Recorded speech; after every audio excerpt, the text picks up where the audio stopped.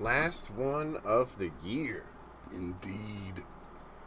All right, everything's up and running. I'm gonna give them just a minute to get in before I run the sounder. Yeah, I'm talking about you. Whoever you are, Mr. One Viewer. Just hang on. We're gonna run the sounder in a minute.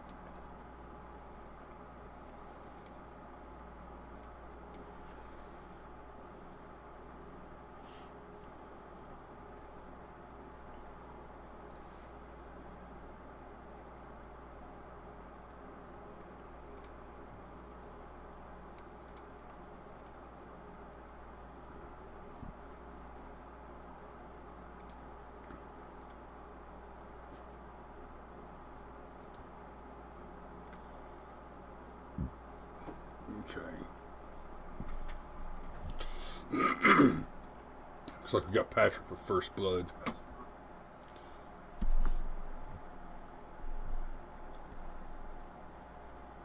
Oh, hey, Cam, that montage you were talking about, did Dave put that in the chat? Is that...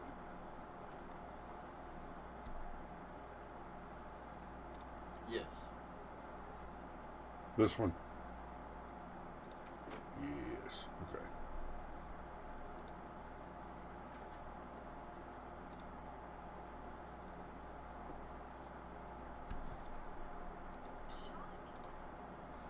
Rod, of course you can hear us. The show's live. We just, we're getting there, man.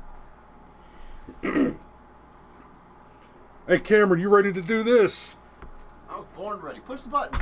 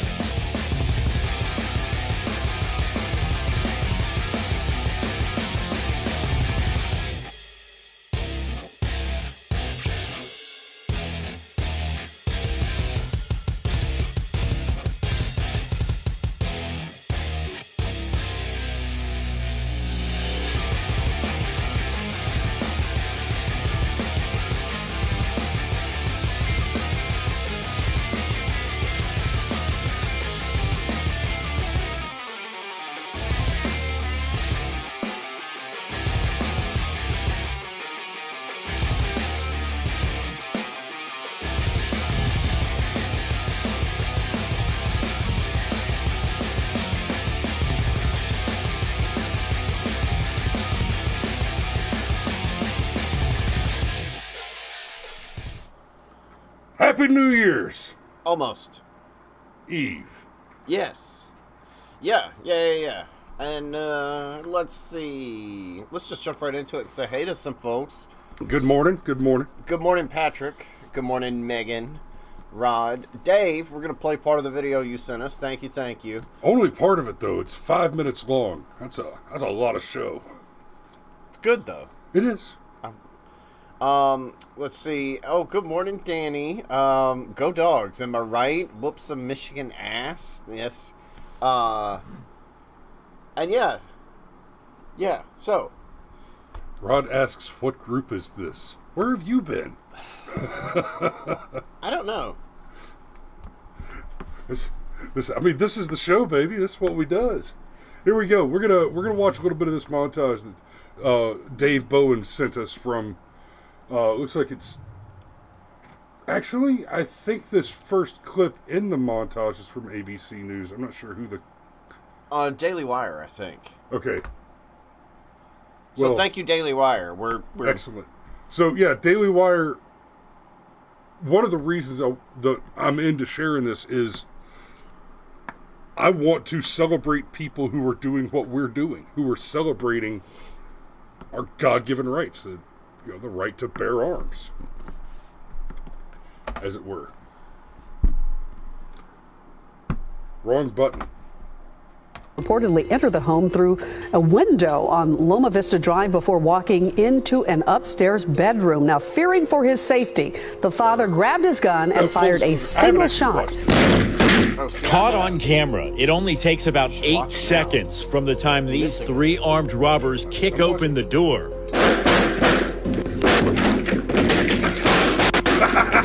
to the time the person inside this second-floor apartment defends himself, firing several shots at the intruders. They quickly retreat, one of them jumping off the balcony. Fortunately, this homeowner realizes that he has the right to protect himself and his property, and he pulls out his weapon and he begins to fire. And he's well within justification in doing that because he has the right to protect himself. So yeah, I got 3 black males that are at my house. 2 got out. They're getting ready to jump the fence. The calm voice you're listening to belongs to a 31-year-old homeowner who's inside his Sunrise residence Monday morning when all of a sudden 3 burglars shatter a glass door. The man remains on the phone with dispatch while he retrieves his shotgun. Seconds later, the homeowner opens fire.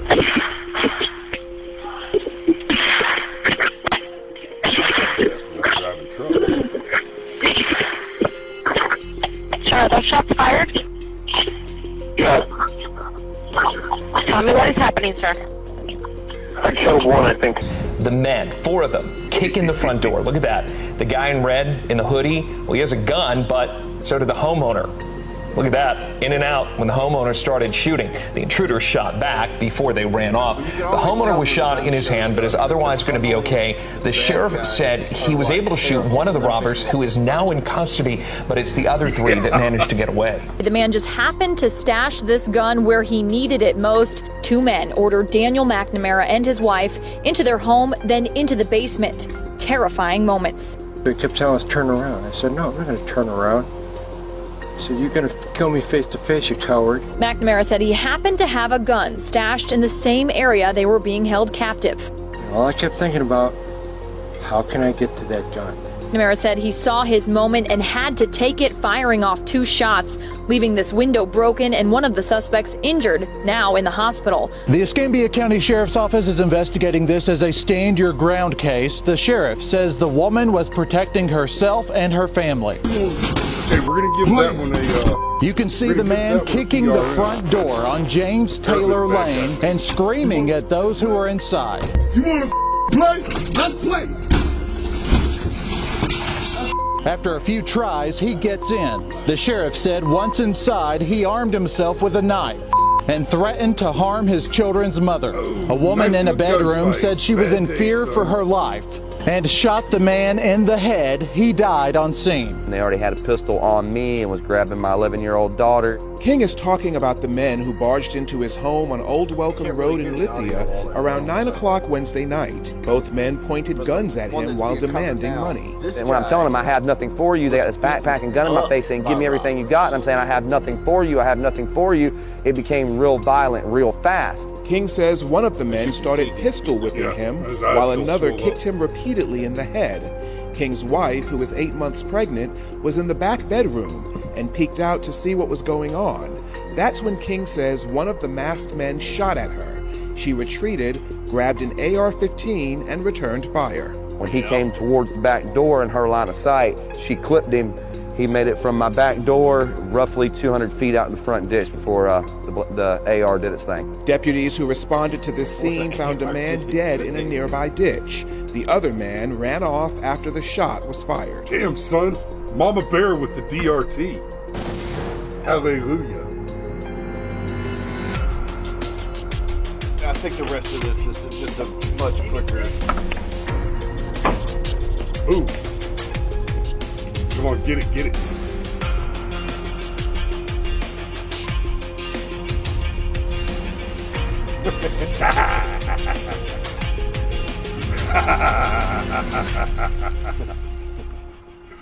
Oh, hey, look, we made the whole 5 minutes. Holy crap. But we talked over it and did some editing. Hey, so thank you, Ben. Appreciate that. And thanks, Dave, for sending us the video. Well done. Good job put together. Yeah, that was good. Yet again, disproving the myth that good guys with guns never, ever, ever stop bad guys. In fact, it happens all the time.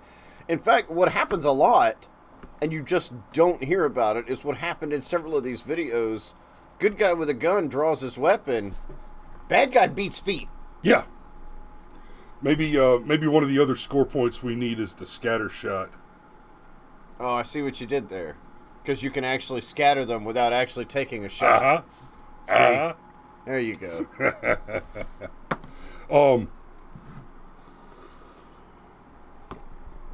Yeah, and Blackbird says, wow, I definitely think you have the right to bear arms. Don't think it, man. Know it.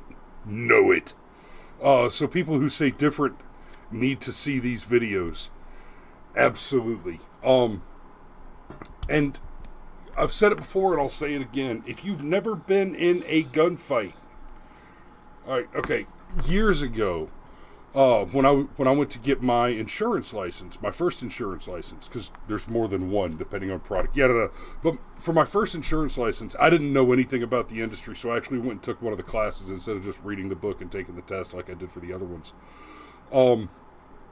In the class, we took a break and stepped outside for a smoke, and there was this one guy in there. I don't remember his name, but he was a former Falcons player. Played pro football. Big burly guy, almost my size. Pretty cut up and ripped, pretty good shape. I was in much better shape at the time, so we were both big, rough-looking dudes. I had just gotten out of the Army, and we're standing around with the insurance instructor. To be fair, you still look rough. Fair enough. But we're sitting around just chit-chatting with the instructor, and we got on the topic of concealed carry and just daily carry. And the instructor and I talked about what our daily carries were, and this big bad football player's like, man, you got to be a bitch to carry a gun. You're going to get in a fight. You just finish the fight with your fist. I'm like, wow. Son, you've never been in a gunfight, have you? Like, here's the thing. It's not that they happen every day, but they do happen. Now, warfighter, right? I kind of went to a target-rich environment. I went to a high odds of gunfight place, and that's where I did the gunfighting that I've done. And I did a pretty good little bit of it. But even in an active war zone, it's not an everyday thing. But even if it's not every day, buddy, the one day that it goes down is not the one day that you want to not be ready for it. And so, to the other claim, oh well, you gotta be a bitch. You gotta just fight the fight with your fist like a man, dude. Okay, listen. If 5 of anything comes at me at a time, you might lend a fist. Up until that, I'm okay on my own because I won't fight fair unless there's a handshake and a referee involved.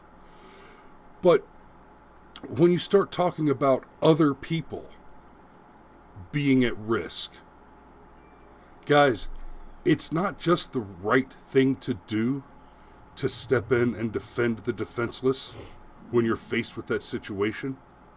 As a capable man, it is your divine obligation. It is not just that you have the right to defend your life, liberty, and happiness, and those less fortunate. God demands it of you. Well, the other part of that is, that's assuming you're just going to get into a fight, okay? This is not two 15-year-old boys who got into an argument over who said what to their girlfriend or whatever, okay? When you're out in the world and somebody tries to rob you, which is where most of these cases are going to happen, you're already dealing with somebody who has chosen criminal intent, who has chosen premeditated criminal intent. And there's a lot of thresholds there that you cross where, if you were to look at crime on a spectrum, there's a reason why premeditation is about as high on that spectrum in any crime, because that's where you decide, okay, I am no longer Walter White, I am Heisenberg, and I will do what it takes to make this criminality happen, including potentially ending your life. And it's not at all uncommon for people to be entirely accidentally hurt or killed in these situations. It's why many states have got a law on the books known as felony murder. As in, if somebody dies, even one of your co-conspirators, if somebody dies while you're committing a crime, you're doing 30 years because it's felony murder. Right. So if you're robbing Uncle Irving, and he comes out from behind the liquor cabinet, the liquor counter with a shotgun, and sends you to Jesus, well, everybody else is on their way too. They're coming for you, boy. They're coming for you. And Rod said he laughed when I said handshake and a ref, and I know Rod knows this. And for the rest of you, the handshake and ref isn't just like a random comedic reference there. I actually did used to box and kickbox and various sorts of mixed martial arts competitions before I was in the Army and while I was in the Army. I did a lot of competitive fights, boxing tournaments, kickboxing tournaments, et cetera. And serious, I will absolutely give you a fair fight with a handshake and a referee. This is we're getting in the ring. This is sportsmanship. I'm all in. You catch me in the street, or for example, Rod, you probably remember this one. Cameron, I think you may have been there in a Waffle House. I catch you beating your girlfriend in a Waffle House, and I just might hit you with a cigarette machine. I've seen me do it. Oh, cigarette machines. Man, that is a thing the kids today don't know nothing about. And if you've never hit a man with a cigarette machine, I'm here to tell you, that is a feat that requires coffee and determination. also, it's incredibly effective. I imagine it's just a psychological attack. Yeah. It's a boom, motherfucker. Yeah, well, you better hope there's not a lot of change in the cigarette machine, because I don't care who you are, you ain't picking it up once about half the cigarettes have been sold. All right, so it's... Patrick says he remembers that. Remember we had to pick up all the change and put it in a bucket and hand it back to the Waffle House guy? But Jared took that dude, I think Jared took that dude to jail. The regular cop that he was always in there for coffee. Yeah. That boy was dumber than a box of hammers. Oh, man. We need to reach out to Jared and get him to watch the show every now and then. All right. His boy went in the Army? Yeah. No, he went Marine Corps, didn't he? He went something, but yeah. Yeah, he signed up. And, hey, appreciate you, brother. So, you want to take this one? Indeed. Let me spin it up a little bit for you. Last show of the year, last Firearms Friday of the year. Friday happens to fall on December 31st. Yeah. Oh, I hadn't read that headline. Right. Whoops. Whoops. Uh-oh. All right. Pro tip. Before you go burglarizing houses, when you're first casing the joints, if there's a cop car parked in the yard, maybe this is a no-go. Okay, fair. In fairness, maybe the car wasn't parked at the house. Right? I bet pennies to pesos there was like a blue line sticker or a police badge. Bet you there was something. There was an indicator. And even if there wasn't any kind of decoration on the outside of the house that gave it away, buddy, when you open the door and you see the duty belt hanging, beat feet, bitch, beat feet. Okay, so, man, shot, injured, tried to break into police officer's home. Great Falls, Montana. What a name. An intruder suffered a gunshot wound after trying to break into the home of an off-duty Great Falls police officer, the police department said. Great Falls, Montana. So basically, you tried to rob John Wayne in a cowboy hat with a sheriff's badge, and it didn't go your way. The incident surprised. The incident just before 4:30 a.m. Monday evolved to the point the officer fired a gun and the male was shot. The Great Falls Police Department said in a statement Tuesday evening. Evolved to the point. That is Well, those are definitely words that somebody wrote in this article.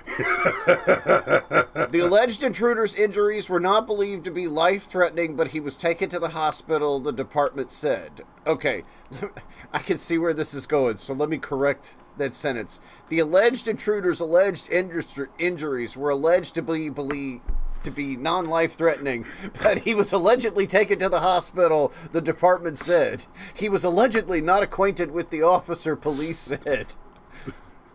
The department did not release the names of the alleged... Well, no, the officer's not alleged. Sure, the officer... They're still investigating whether or not he was impersonating an off-duty officer. The department... Well, you're dressed like a cop. You look like you belong in the OnlyFeds meme. The State Department of Justice, the State Department of Justice's Division of Criminal Investigation is investigating the shooting. The DCI report will be turned over to the Cascade County Attorney's Office to determine if charges should be filed. Okay. The officer was placed on paid administrative leave per department policy. Okay, so this came from the AP Press. Obviously, there's a bit of a slant to it. Looks like the bad guy is going to live. But still, like, don't break and enter. Like, I mean, that's just the thing. Like, when you break into somebody's house, I mean, there's a reason why so many states have got castle doctrine, stand your ground, and all that. Like, they want to make it clear. It's like, no. When you go home, especially if you lock your door and somebody comes into your house anyway, all bets are off. We just want to go ahead and put that into law so that you, Mr. John Q. homeowner, never have to worry. Right. You don't have to, like, overthink it if some stranger is in your house at 2 o'clock in the morning and you know you locked the door. It's cool. So what? And going back to you cracked the joke about the. You started to crack the joke, and then I pulled it forward another level. The alleged police officer. Dude, I just had this whole image run through my head. You know, it's the OnlyFeds meme. It's a bunch of dudes standing around. They've got obvious, like Fed crew cuts. They're all wearing. They look like they're about to go try and kidnap Gretchen Whitmer. Right. They look like they're about to go kidnap Gretchen Whitmer, or rush the Capitol barricades. And they're all wearing their aviators and. Yeah. And Bermuda shorts and a polo shirt. Yeah. They just got cop face, and they get arrested for impersonating an off-duty officer. It's like, look, this is going to be embarrassing for all of us, but we need to talk. Yeah, listen, son, you got to at least wear an Aloha shirt with the Bermuda shorts. The polo it ain't doing it. You're not fooling anybody. Plus, where you had your gun? Oh yeah, even if the door is not locked, I know. I'm being a bit hyperbolic, and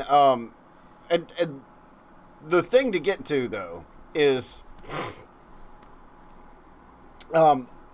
in this case, Rod asks, why is he being investigated? Well, there should be an investigation, but obviously the AP is going to have the slant of, we're just going to make sure, that there could be a good reason for the criminal to be criminal, and he could be like Aladdin from Disney's Aladdin, right?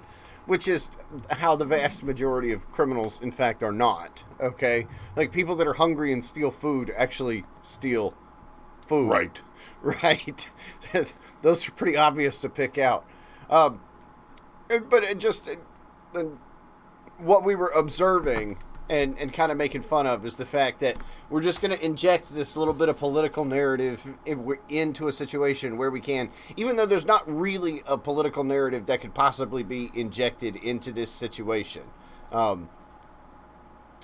Like, it's pretty obvious. It's 4:30 in the morning and you've broken into somebody's house. And I happen to have known a police officer for quite some time until he passed earlier this year, and I assure you, that dude locked his doors. Yeah. Like, you don't get into a cop's house by accident. Right. You just don't.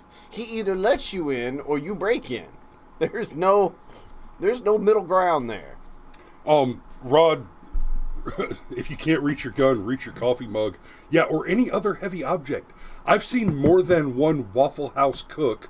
One of them was a Viking, and the other one was a retired Army Ranger. Disarm an armed robber in his Waffle House with his egg pan. And for any of you who are just, I don't know, there may be a couple of Yankees out there, so you're tracking, the egg pan is a miniature cast iron skillet, right? It's a cast iron skillet about that big around, meant for doing two eggs scrambled with cheese. And yeah, it's not, we're not talking about Rapunzel coming over with the full on cowboy breakfast skillet and working the horse over one time. We're talking about the little bitty toy. It's the skillet that some uppity restaurant's going to serve you a brownie a la mode in, and they run about the door. Levi ran him straight down the parking lot to the other ATM before the cops showed up and saved the poor son of a bitch from the marauding Viking. And then he came back and cooked me eggs. Ah, yes.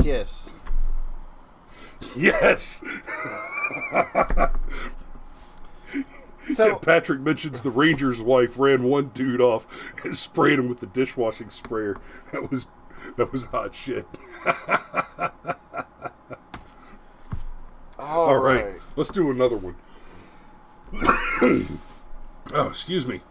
Yeah, if you want some, ever since Waffle House went non-smoking, there's less entertaining people that are just hanging out there waiting to do entertaining things to bad dudes. Now it's just the bad dudes go there, and the drunks. Those of us who just needed somewhere to get a cheap cup of coffee, we don't do it there much anymore. Well, and the coffee at Waffle House is unfortunately not that cheap anymore. And it's gone downhill. And Waffle House is unfortunately not that cheap anymore. I know. It's hard to get out of Waffle House for less than about $15. It's hard for you to get out of Waffle House. No, it's hard for me to get out for less than about 20. So, off-duty Chicago officer shoots man amid exchange of gunfire. An off-duty Chicago... Wait. When is another time you would shoot a man?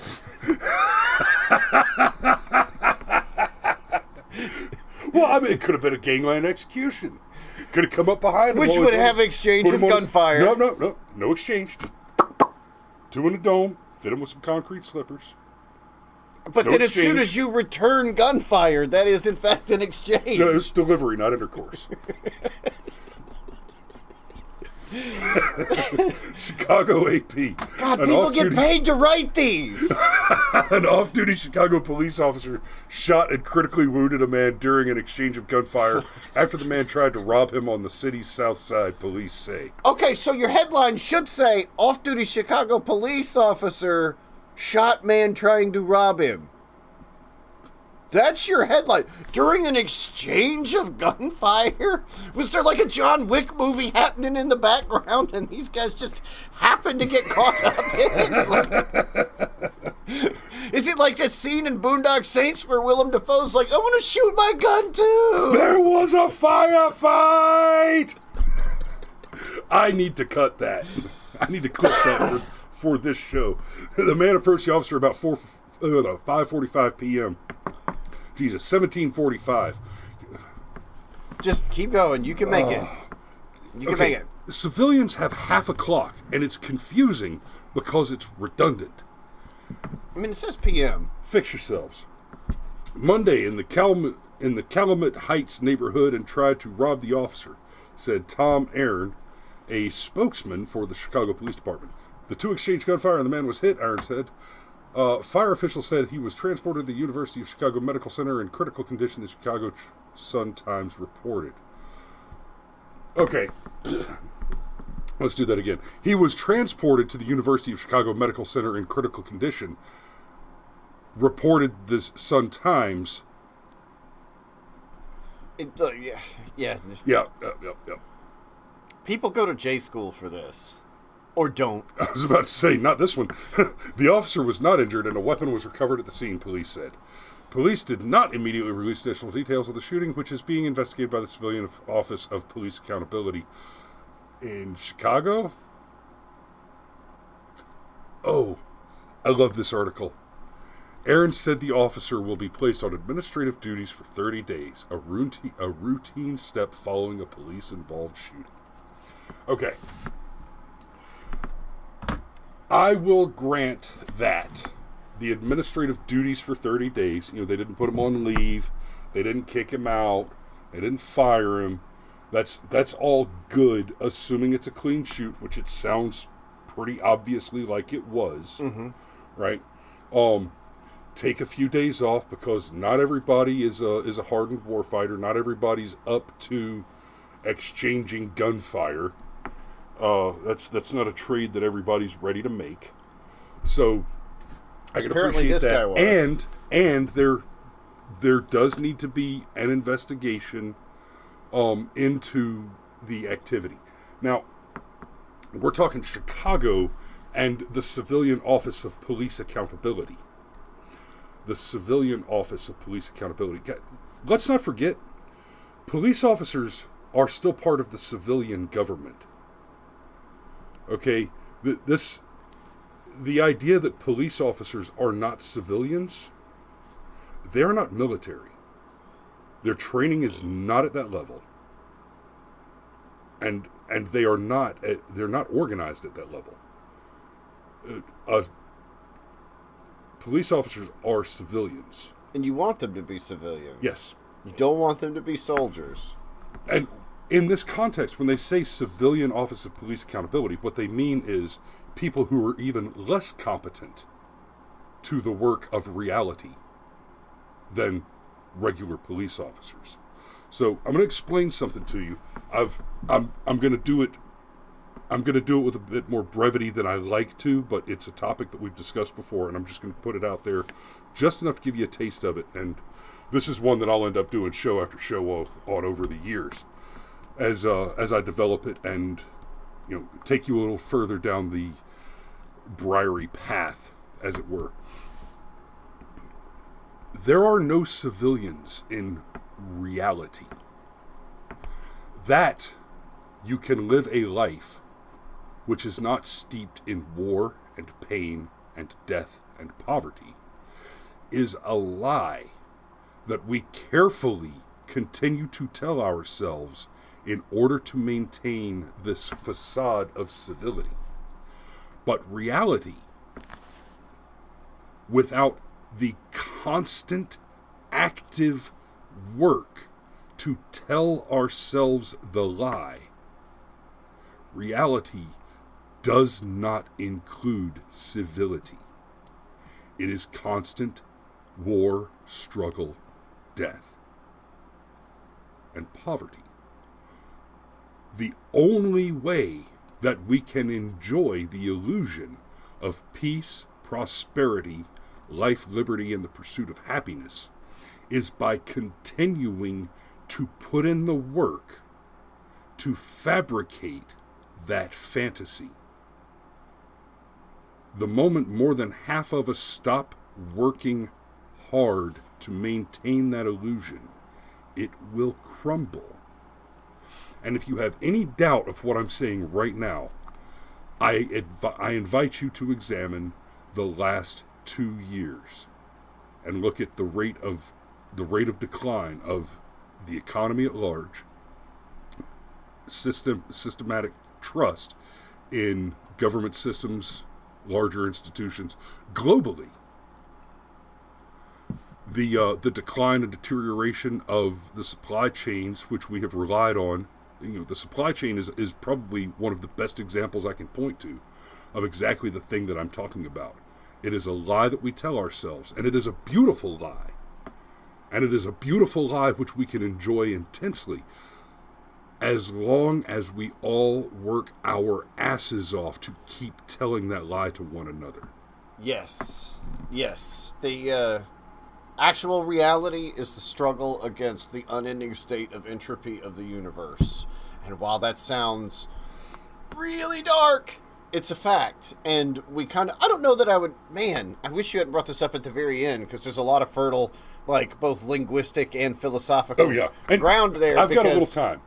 If you want to keep going. We can keep going for a few minutes over. Well, I don't want to spin off too far. I was just going to say that I don't know that I would necessarily call it a lie. We just, as human beings, possess the ability to deliberately make ourselves forget about the fact that we all are inherently mortal. Otherwise, all we do is sit around all day thinking about how, man, no matter how good of a job I do, how healthy I am, I'm going to make it to about 100 tops, and that would depress the shit out of us. So there's a lot there. However, I do think, just kind of in keeping things in theme of the Firearms Friday show, having a gun is a fantastic way to resist multiple types of chaotic entropy right there. You know, life, liberty, and pursuit of happiness. Well, you got to defend the life before you can get to the other two. Yeah, and it's just... Well, and, you know, I love me some Jordan Peterson. The way to deal with chaos is to organize it. And, buddy, I tell you what, 6 rounds of .357 will organize the shit out of some chaotic fuckers. Well, and it's such a precision piece of hardware, too. Have you ever just, like, looked at your cylinder and just observed how, like, geometrically perfect it is? It is. You know what I'm talking about? It's like a honeycomb. It's so sick. It is. It's very much like a... It makes me want It toast. almost makes me want to eat it. Yes. Don't, because it's like lead and gunpowder, and it's not the one you want. Feed me bullets and gasoline. Keep me rough and tough and green. Yes. Yes. 5.56 Pez dispenser. I like that, Ron. So, before we go, it's the last show of the year. There's 2 things I just wanted to briefly touch on. One,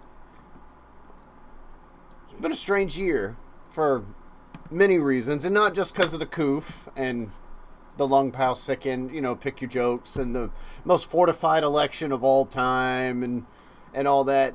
Here on the channel, we kind of had 2 things that really affected us. And one was the passing of Rush Limbaugh. If when the history books about this period are written, and I'm going to roughly refer to it as the first century of mass media, because I don't even know what historians are going to call this era. Because, look, you dial the clocks back 100 years, a radio was an expensive thing to have in your home, the family gathered around in the evenings, okay? And now guys like Chris and I can spend a little money and have a webcam and broadcast live worldwide. So we've come a long way. And I mean worldwide. Yeah, and if we're being very, very honest, when the history books are written... I'm going to give this quick. Rush Limbaugh is going to go down in history as one of the biggest media figures of the first century of media. I don't mean just biggest radio figures. No, God, no. I mean biggest media figures. I think if we restrict it to just radio, maybe, possibly... oh man, I'm blanking on his name. The now you have the rest of the story with oh god, he was on the radio for like 40 years. Oh no. Nope, you lost me. I know who you're talking about too, but anyhow, and that's the rest of the story. And that's the rest of the story. I'm going to say Harvey Keitel, but that's the actor, and I know that's not right. So Paul Harvey, thank you. Paul Harvey, thank you. Yeah, with the exception of maybe Paul Harvey and some of the greats. Patrick suggests Neil Bortz. Bortz is great and hysterical and all that, but Bortz was on the radio. Was not El Rushbo. He was not El Rush. Look. Bortz was on the radio before Rush and got inducted into the Radio Hall of Fame after Rush. Yep. Right? When people are like, who's better, LeBron or Michael Jordan? And everybody's like, well, Michael Jordan's got enough world championships to basically fill up both hands. Yeah. Like, that's the only argument you really need. Like, who wins? Like, okay, right. there you go. Yeah, Jordan's championship rings are the Infinity Gauntlet. Yes. Yes. And then the other thing I just wanted to touch on, it was much more personal. We had a thing happen this year. LeBron comes with a 3-peat. LeBron's ready for the 3-peat. And here comes Jordan. He's like, I'll snap. Then we had something happen.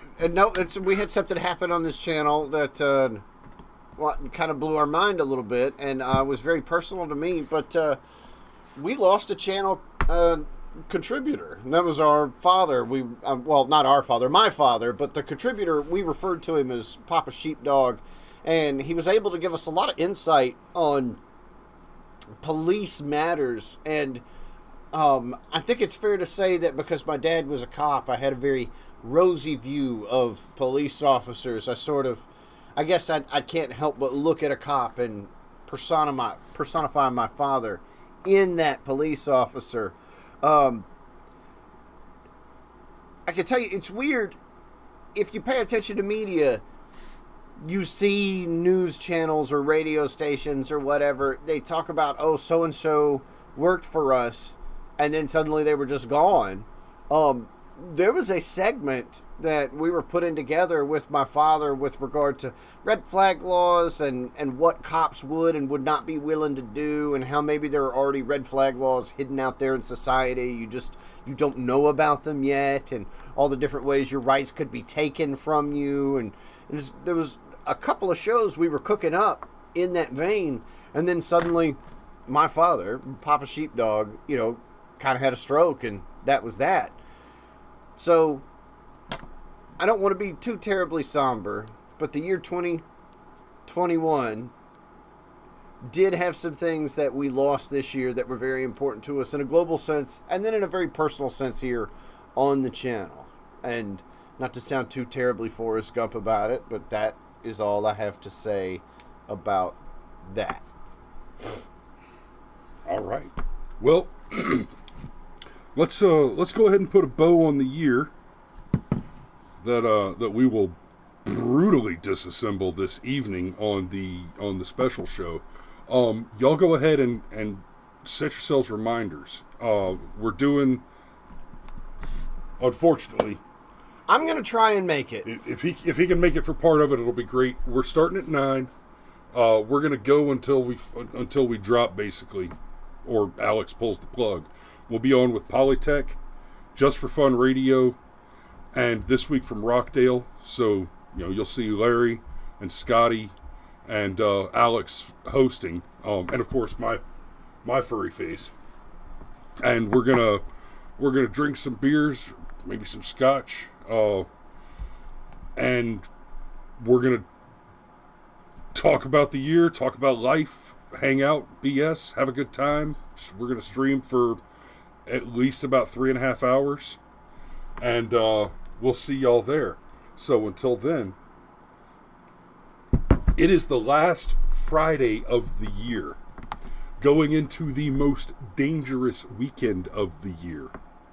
Now, in fairness, with the government cowards canceling New Year's Eve celebrations all over the place, I believe they canceled the peach drop as well as as well as the ball drop in Times Square. But as far as I know, the Battery's still going to do fireworks. That's 6 of 1. Well, no, it's just when you close one thing but leave other things open. Yeah, I know, you're actually going to build. It's like, let's close all the stores but leave Walmart open. Wait, so everybody that's awesome. Let's increase everybody the density can go to Walmart. Yeah, let's increase the density of potential victims in that super spreader center. Genius. Anyhow, this is probably the most important safety brief of the year because it is Friday. It is a drinking night for a lot of people. Parties all over the place. Y'all don't drive drink. If you drinky, you may get pulled over by the blinky. Yes, and we don't want the blinky to be a part of your New Year's Eve celebration. And guys, I don't care how you get down. Don't film yourself doing stupid stuff. Jack, no, just stop. Jack. Yeah, we're coming back to that one on Monday. We just have to. Yeah, I mean, whatever your kink is, all that, just, don't put it on the internet. And Right? Anyhow, safety brief, year. People are going to look at the billboard. If you pay for the billboard, people are going to look at it. It's your fault. Oh, sex, drugs, rock and roll. firearms, and bumper cars. No two at... Oh, and videotape. Oh, videotape. No two at the same time. It won't work out for you. I promise. And if you're going to do the traditional bonfire, you got to make sure that as your hand comes forward with that red Solo cup full of gasoline, you're already moving back before you let it go. Because you don't have a whole lot of time to cover that distance. Y'all be careful. Y'all be safe out there. We love you. And I hope to see most of you this evening on the Polytech Just for Fun This Week from Rockdale Brushfire Mind Super Show Extravaganza. It's gonna be good. Y'all be safe. Love you.